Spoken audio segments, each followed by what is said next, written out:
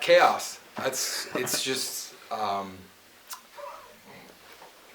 it's one of those things where it's hard to describe because with your first instance of going to a show, it's like nothing you've ever seen before. And there's bodies flying around, people getting decked, catching kicks to the mouth, whatever. But for me, it was more than that. You know what I mean? It's like I kind of found the person that I wanted to be through hardcore music, and I found lifelong friends through it. It was interesting, man. I was hooked. I was hooked since the beginning. I'm still hooked. You know what I mean? So, Neverfall, Contradiction, Aggression, Shockwave, Disciple, Brothers Keeper, Red Sky. There's all types of bands. Erie was a powerhouse at that time for music. I mean, they were bringing in all types of bands. They were bringing down Snapcase all the time, Disembodied, Another Victim. Tons of just great bands were coming. At the time, Cottonwood Ballroom, there was State Street Tavern, there was also IQ Records. Those are the big ones. Sometimes there was stuff at the Edinburgh Fire Hall, but it was mostly in Erie. Fort Hall, that was a big one. That was big. They did their first hardcore show in 1998, if I remember right. It was Extinction, Disembodied, Brothers Keeper, and Another Victim. And that show, there was over 600 people there. It was packed from wall to wall. And that was before they had the risers and everything, so it was one big club from brick wall to brick wall, 600 kids packed. What is Brothers Keeper? Brothers Keeper is Erie hardcore, man. That's all those bands. Brothers Keeper represents Erie. The style, the diversity, how they played, how they acted, how they presented themselves when they went out of town. You know what I mean? That's what Erie hardcore is about. That Lake Effect. It's that Lake Effect style. Disciple, same thing. You know what I mean? All those bands, Neverfall, Contradiction, Disciple, all those bands were powerhouses. They were good representations of what the Lake Effect hardcore scene was about at the time. I mean, they're still representations to me of what Erie hardcore is and Erie hardcore will be, you know, in the future. Compared to the other side of the state, was Erie more common when it came to the violence? I mean, it was there. I mean, it was everywhere. You know what I mean? I watched some guy get thrown through a windshield at a club, Bay County Hotel. It was over. I don't know what it was over, but it was actually outside of a Disciple show. Somebody had some words and went right through the windshield. So I mean, there was always some stuff happening, but you know. They told me something about biohazard that you knew. That I don't know the details, so you'll have to ask somebody about that. I don't know the full story. I don't know the full details about that one. So I just know that I heard that certain select older Erie guys got into something with some guys from Biohazard in Cleveland, but I don't know the full story on that one. Heard up. What did you get out of it? What did you get out of PA hardcore? My morals. I mean, how I act. You know, when I was younger, it was for me. I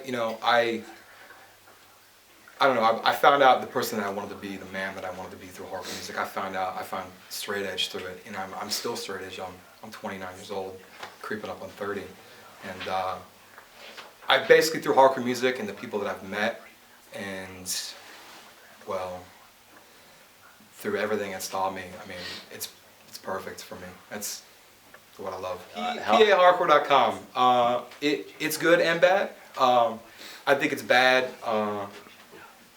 Being as I think the internet gives people a platform to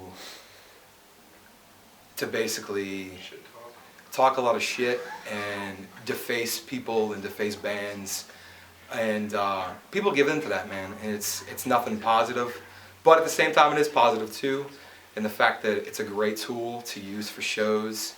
It's a great platform, and the guys who do it, they work hard at it. And I mean, they have created a powerhouse of a website for people to, you know, be informed of what's going on. So I think it's give or take. I mean, the internet, you can go to a whole tirade about the internet, how it is.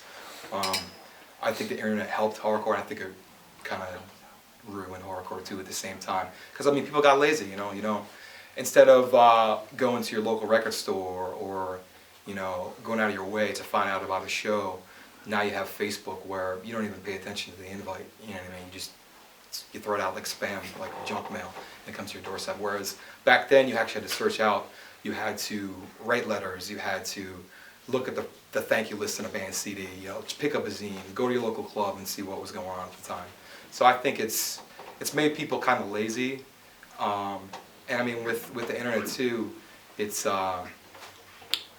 made it so music is accessible, real accessible, but you have to wade through the shit of bands that are out nowadays. You know what I mean? So there's a lot of garbage bands. Pittsburgh, I mean, I went down to Pittsburgh a couple times for like Millville Industrial Theater days.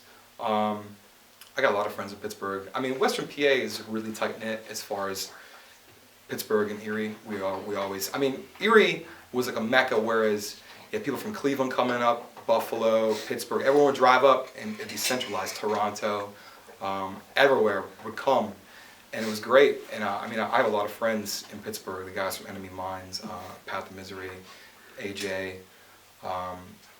The Unreal City guys at the time, the guys who now are playing a band called Eternal Sleep. That band's great. So I found a lot of friends through horrorcore, and a lot of lifelong friends. I mean, some of those guys I've been friends with for 15 years. I mean, everybody who came from, you know, Meadville, Oil City, Franklin, I think they all came to Erie for shows, or they traveled to Pittsburgh for shows. When stuff was going, well, Club Laga, you know, they would go down for Club Laga, all the bigger stuff that was coming through. There were other bands out of the area that you really kind of latched onto? As far as Western PA, I mean, all the Erie bands that I've already talked about: Neverfall, Disciple, Red Sky. Pittsburgh, No Retreat was a big one. I love No Retreat. I always lived No Retreat. Path of Misery is another great one. Like I said, Eternal Sleep. They're a current band. They're doing a lot of good things. I think also our friend does a fest every year, Sincerity Fest, and it's a free show. I think that's cool too. Erie right now, it's real young.